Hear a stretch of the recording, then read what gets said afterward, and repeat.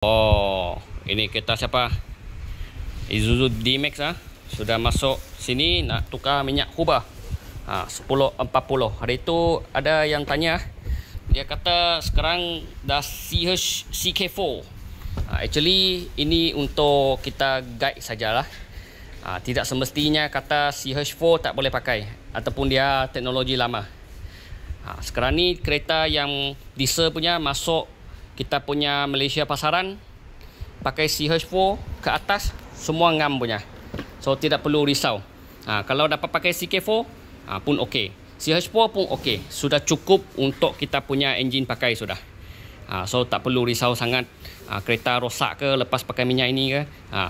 Itu sajalah. Kalau korang berminat dengan minyak Huber, Roger sama Jim ya. Alright.